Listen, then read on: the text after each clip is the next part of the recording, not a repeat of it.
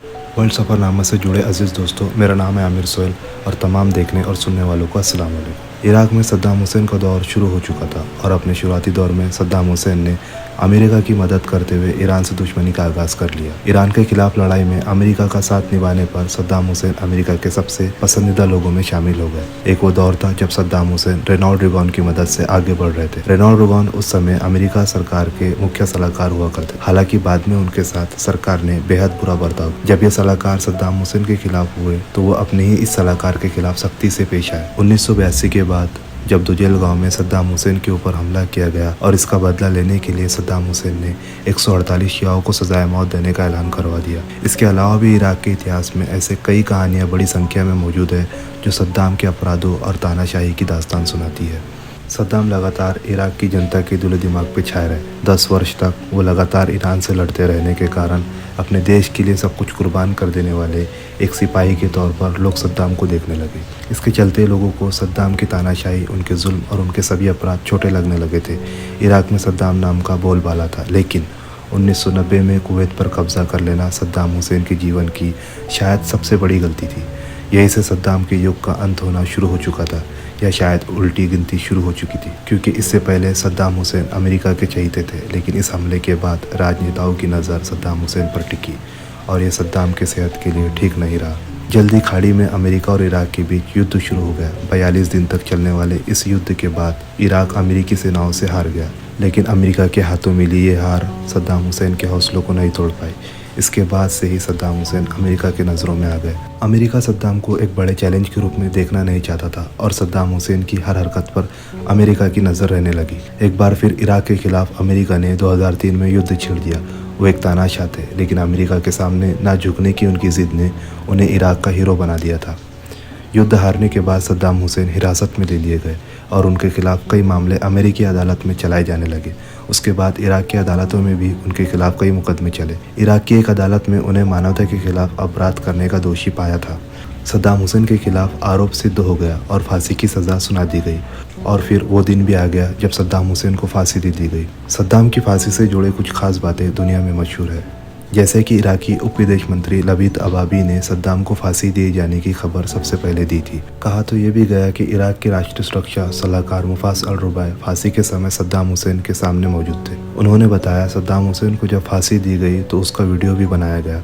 वो बताते हैं फांसी दिए जाने के समय सद्दाम हुसैन को हथकड़ियों में जकड़ा गया था और वो उस समय चुपचाप फांसी के फंदे की तरफ बढ़ते गए। सद्दाम के हाथ में कुरान था और बेहद निराश नजर आ रहे थे। इराक के राष्ट्रीय सुरक्षा सलाहकार मुफास अल रुबाय कहते हैं सद्दाम हुसैन ने फांसी के समय किसी तरह की बातचीत या विरोध नहीं किया, लेकिन उन्होंने फांसी के समय पहने जाने वाला काला नकाब पहनने से साफ मना कर दिया था। साथ ही जब सद्दाम हुसैन को फांसी दी जा रही थी तो किसी भी तरह की हिंसा, आगजनी और उपरोक्त होने की पूरी शंका थी। ऐसे में सद्दाम हुसैन को फांसी दिए जाने वाले समय इराक में सुरक्षा के बेहद कड़े इंतज़ाम किए गए। इराक में इराकी और अमेरिकी सुरक्षा कर्मी हर जगह मौजूद थे और ध्यान रख रहे थे कि किसी भी तरह की कोई अनहोनी ना हो। अमेरिका विदेश मंत्रालय ने अपने दूतावासों पर सुरक्षा के कड़े इंतजाम करते हुए चेतावनी जारी कर दी थी और सभी सुरक्षा विभाग के अधिकारी अलर्ट पर थे। दूसरी तरफ सद्दाम हुसैन को फांसी दिए जाने की खबर मिलते ही बगदाद के इलाकों में जहाँ शिया समुदाय के लोग बड़ी संख्या में रहते हैं वहाँ खुशियाँ मनाई गई। लोगों में मिठाइयाँ बांटी और हवा में फायर कर सद्दाम को फांसी दिए जाने का जश्न मनाया। दुजेल में 148 शिया को मरवाने के अपराध का दोषी पाए जाने के कारण ही सद्दाम हुसैन को फांसी की सज़ा सुनाई गई थी और यही सद्दाम हुसैन के पतन का एक बड़ा कारण भी बना। फांसी दिए जाने से एक दिन पहले सद्दाम के वकील ने वाशिंगटन की एक अदालत में सद्दाम के फांसी के खिलाफ अपील की। इस अपील में सद्दाम हुसैन की ओर से कहा गया कि उन्हें इराकी अधिकारियों के हवाले न किया जाए। हालांकि अमेरिकी अदालत ने इस अपील को सिरे से खारिज कर दिया। आइए अब जानते हैं दुजेल नरसंहार मामले के बारे में डिटेल से। जैसा कि हमने आपको बताया सद्दाम हुसैन को फांसी दुजेल में 148 लोगों की हत्या कर दिए जाने के अपराध का दोषी पाए जाने के कारण दी गई थी। सद्दाम हुसैन ने 1982 में इराक के दुजेल में इस नरसंहार को अंजाम दिया था। दरअसल 1982 में सद्दाम हुसैन पर उनके विरोधियों ने जानलेवा हमला करने की कोशिश की, जो कि नाकामयाब रहा। इसका बदला लेने के लिए सद्दाम हुसैन ने दुजेल में 148 शिया मुस्लिमों को मरवा दिया। बाद में जब इस मामले की जांच की गई तो सद्दाम हुसैन और उसके कुछ साथियों को इस मामले में दोषी पाया गया। अन्य मामलों के अलावा ये मामला सद्दाम हुसैन को फांसी दिए जाने का एक बड़ा कारण बना। 2 दशक तक इराक पर सद्दाम हुसैन का राज रहा। अपने गोल्डन टाइम में सद्दाम हुसैन ने इराक पर राज किया और ये लगभग 20 सालों तक चला। इस लंबे समय में सद्दाम हुसैन एक तानाशाह से लेकर अमेरिका से लोहा लेने वाले इराकी हीरो तक अलग अलग रोल में जनता के सामने पेश हुए। 1962 में विद्रोह हुआ और ब्रिगेडियर अब्दुल करीम कासिम ने ब्रिटेन के समर्थन में चल रहे राजशाही पर कब्जा कर लिया। ये वो दौर था जब सद्दाम हुसैन ने इराकी राजनीति में कदम रखा था। 1978 में सद्दाम हुसैन खुद देश के राष्ट्रपति बन गए। ऐसा कहा जाता है कि यही से इराक पर सद्दाम हुसैन का युग शुरू हुआ। सद्दाम की ताकत लगातार बढ़ते जा रही थी और वो अपने हिसाब से इराक को चला रहे थे। 1980 में नई इस्लामिक क्रांति को कमज़ोर करने और अपना प्रभाव बढ़ाने के इरादे से सद्दाम ने पश्चिमी ईरान की सीमाओं पर हमला कर दिया। ये जंग 8 सालों तक चली और लाखों लोगों ने इसमें अपनी जान गंवाई।